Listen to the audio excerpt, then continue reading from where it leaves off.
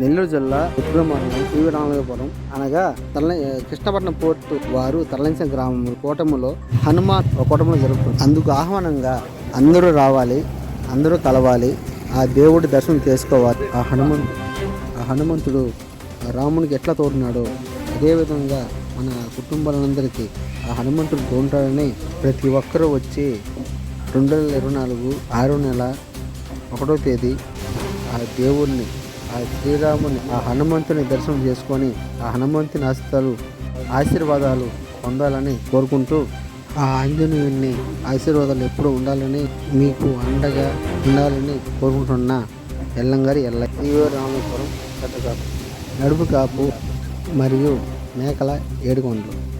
Anjaneya Prasannanjaneya శ్రీరామలింగపురంలో 2012లో start చేసాము.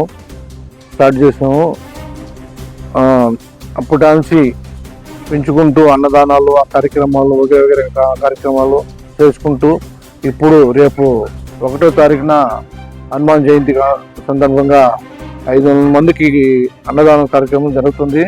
ఈ కార్యక్రమానికి ప్రజలు వచ్చి జయప్రదం చేయాల్సిందిగా కోరుకుంటున్నాము. ఈ ఆంజనేయ స్వామి ఈ కూడల్లో కట్టడం ఎంతో విశేషం.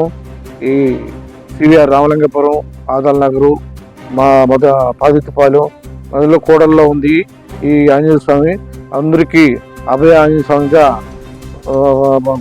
చెప్తూ అందరికీ ప్రపంచంలో ప్రతి ఒక్కరిని ఆశించాలని కోరుకుంటూ సెలవు తీసుకుంటున్నాం.